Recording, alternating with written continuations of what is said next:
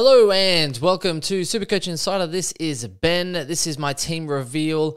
I've been holding off a little bit just to see how the teams were announced. But before we move on, like, subscribe. You're getting this late, ladies and gentlemen, so do enjoy. It's a Thursday night.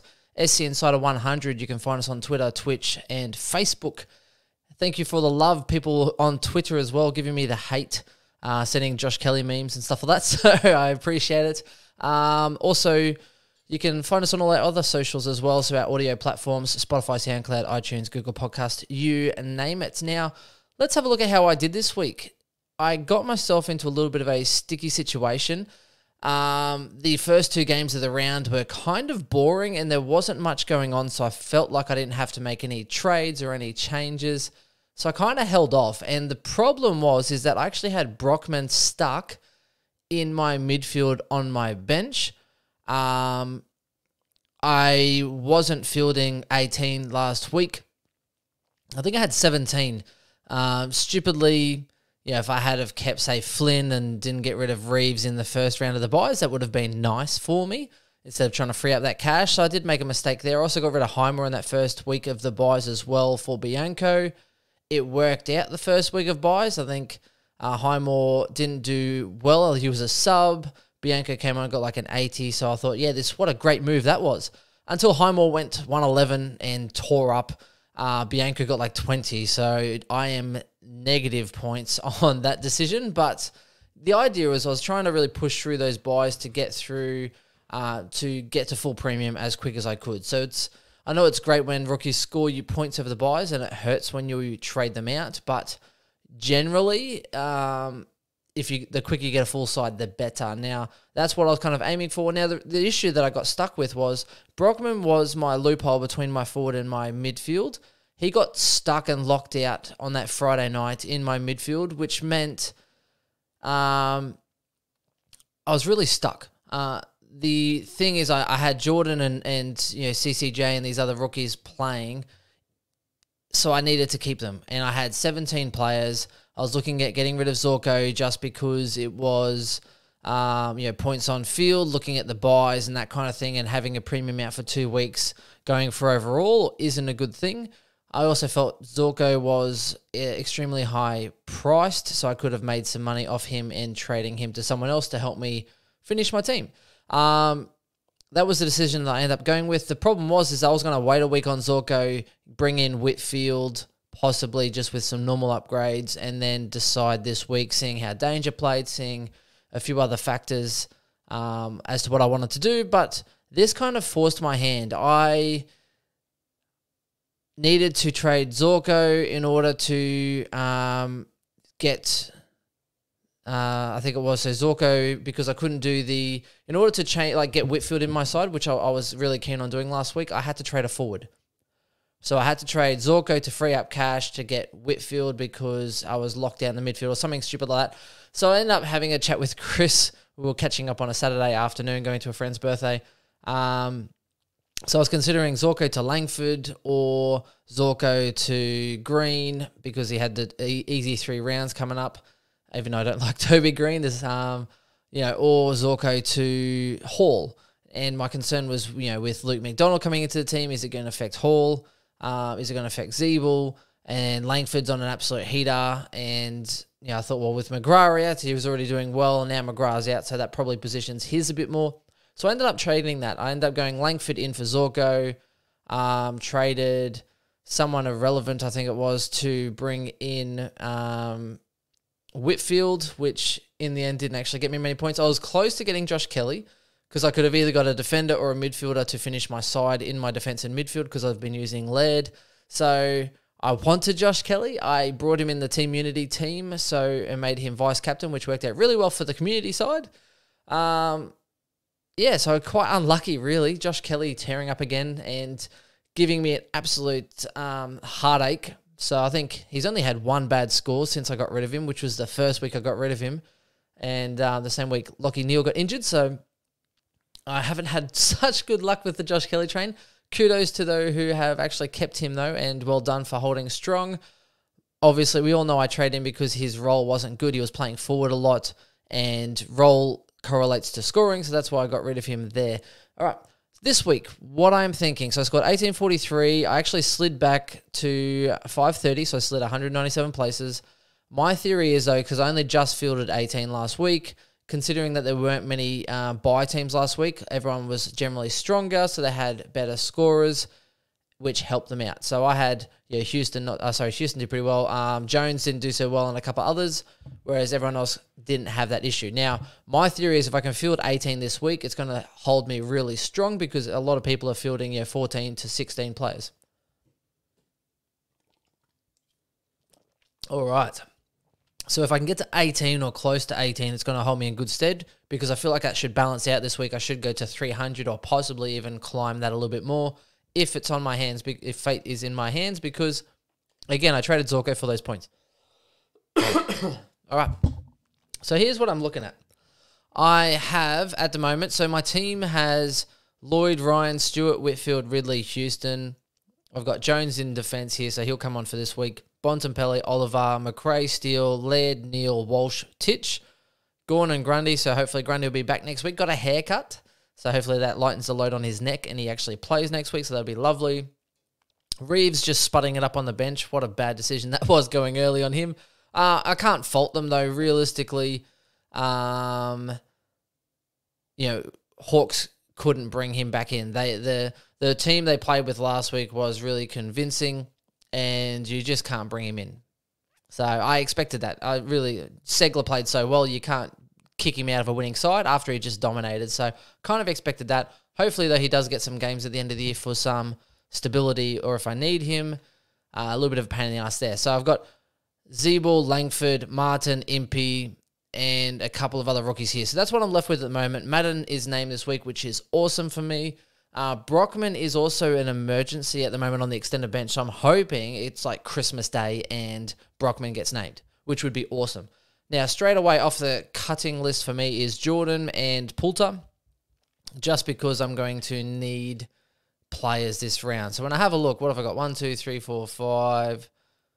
5 players in defense. 5, 6, 7, 8, 9, 10, 11, 12, 13, 14. If Brockman names, it's 15. Now, I think Brockman's the key for all this. So at the moment, I've got 14 players, which means I basically need to use all 4 of my trades to fill my side and get me to 18. If Brockman's named, then that leaves 3 players, which makes it a lot easier. So here's what I'm thinking. So I'm thinking Jordan, I'm thinking Waterman, I'm thinking Poulter, 3 guys that aren't playing this week, so that kind of makes it a lot easier. I want to free up as much cash as I can, and I also want to bring in someone that's playing.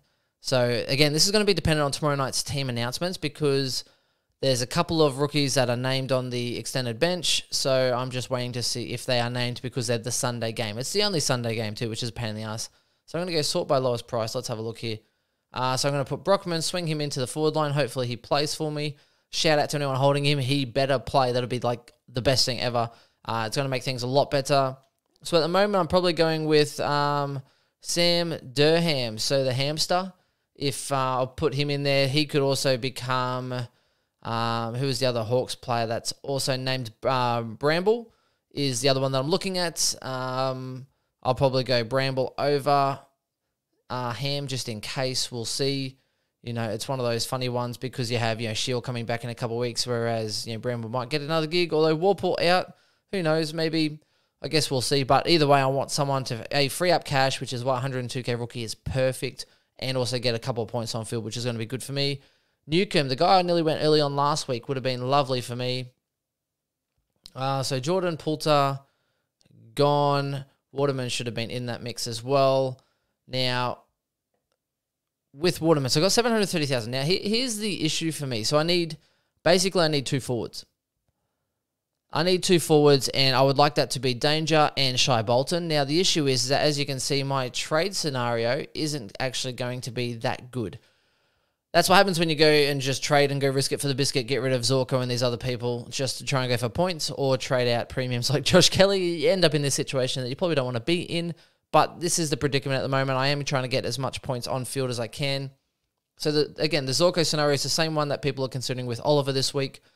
If, for instance, you don't have Lockie Neal, Oliver down to Lockie Neal banks you like 95,000 or roundabouts. he gets to score this week. So even if Lockie Neal averages 115 for the rest of the year, basically Oliver's going to have to average you at least 10 points more a game or more just to actually balance out those points. So overall, it's points, especially if you don't have 18 this week. It's really, really, really easy to make up those points. If Brockman's not named, I'm actually considering getting rid of Clayton Oliver. Now, it's a funny one. I actually joked with Chris saying I'm going to get rid of Clayton Oliver and bring in Patrick Cripps for 200,000, and I got a good, nice little reaction out of him. Don't worry, I'm probably not going to do that. So here's what I am thinking, though. Dangerfield, I want.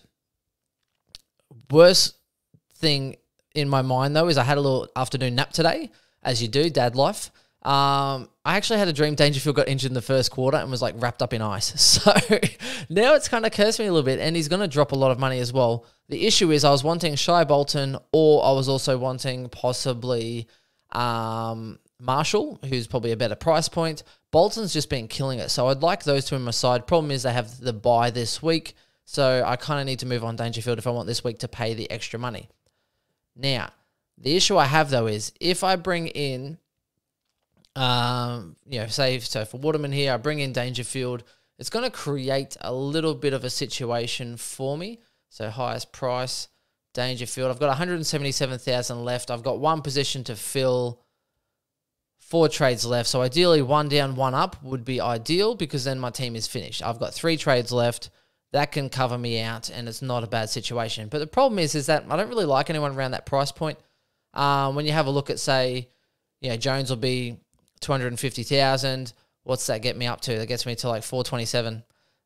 You don't really get much for 427. Do you know what I mean? And I'm then $100,000 short of bringing in, Bolton or someone of that caliber.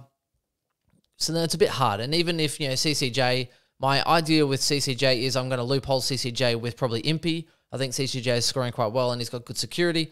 Impey, I'm stuck with. So even if he averages you 80 for the rest of the year, I'm better off keeping him and keeping my trades just because there's no point in me going 1 down, 1 up, having 0 trades left just to make me 200 points.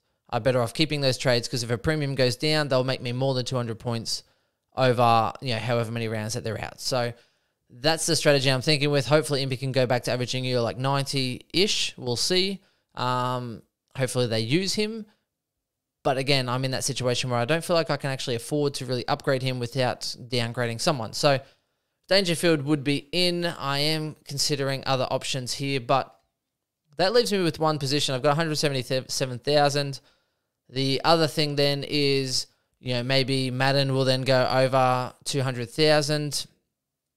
Next game, I can then downgrade him to a real cheap rookie to get the extra 100,000 to get Bolton. I then have 2 trades left. That is one option. The other option is because I'm going to have to cop a 0 this week if that's the case. If Brockman's named, I could do that. I could wait a week, go down like Madden or whoever I need to go down to in order to get me like I think a Marshall will be easy because he's less expensive, or get in a Bolton, which would be ideal. The other thing I'm considering is that instead of getting Dangerfield this week is bringing in Toby Green. I don't like their final series though. So, he's got a good run at the moment and not too bad coming up. But then they play some really hard opponents coming into the Supercoach finals. So I don't know if he's going to finish that well, which is my concern. So what I am looking at would be if I did do that, I could easily afford Dangerfield probably next week because he'll be closer to that 500,000. I've then got a cheaper forward option in Toby Green. So that kind of frees up the cash and I'll probably have, 3 trades left to finish my team. The other one is if Brockman's not named, then I really kind of need to do something. And the thing is, I don't really want to trade out, Brockman to 102,000 rookie just to make 70,000 because I don't think 70,000 is going to be quite enough. It might be enough if Jones actually performs well this week, makes some money, then it might be enough to get me Marshall. That's me hoping that it's going to get me Marshall. Otherwise, I guess I could wait 1 week. Marshall plays, drops a little bit of cash, and, Jones might probably go up a little bit more or hold, or I guess CCJ could become Marshall if I waited like another week or so. That's a concern for me, though, because then I'd have, about 250,000 if I made, 70,000 from that deal? Was that 247,000, something like that? So then that would give me essentially 250 on top of 250. I could get Marshall in, and I could do it that way. The other thing I am considering is getting rid of, say, a Clayton Oliver for a Zach Merritt. I think Zach Merritt can average you 110 plus for the rest of the year. And Clary, I think, will probably flat out at a 120 anyway. So I think the points kind of balance out, except that I get an extra $100,000 in coin, which helps me upgrade my side. So not only do I get points this week, it kind of averages out for the rest of the year. You're hoping that Merritt will actually average you more towards 115, and Clayton Oliver goes back towards that 115 to 120, which would make it worth it. That's why I'm considering it, is because I can then use that money to upgrade my side to get a Shai Bolton, who Shai Bolton's going to average you more than Toby Green, plus you're going to get the points from Merritt this week, which helps build the rank, and then just hope that Merritt outscores or is close enough to Oliver as far as the differential. So that's the consider. These are all things, and it's really a lot of maths and looking at pros and cons and trying to work out which route you want to go with at this point in time. The reason is with Oliver, so if we have a quick look at Oliver, they actually have a pretty tough run coming up and for the rest of the year. Even like Travis Boak has a real easy run for the back of the year. Lachie Neale, so the Lions have a pretty easy run as well. Essendon, not too bad. I think they've got quite a few bunny sides coming up. So when you look at, say, Melbourne, so yes, Hawthorn, so Essendon's probably not the hardest one, but GWS, he could cop a tag in that one like he has previously. Then you've got Port, so another good side. Hawks and Gold Coast, probably the easier ones. And then after that, you've got Bulldogs, West Coast. Yeah, Adelaide again, geez. Yeah, righto. You probably want Clary. Man, yeah, don't get rid of him, everyone. What am I thinking?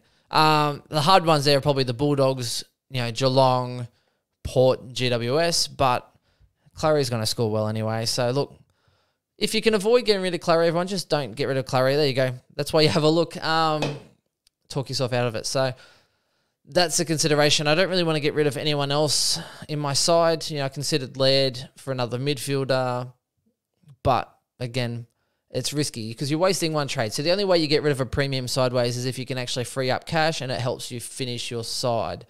That's the only reason you would do it. I don't really like it unless you have so many trades and so much cash that you are in this position where you can afford to. Then you could actually go, say, bring in a Parish or bring in one of these other premiums that you're missing, then probably go about it. Otherwise, I think you're trying to, again, look for value, trying to free up cash where you can and finish your side. So for me at the moment, I think I'm just going to bring in Dangerfield.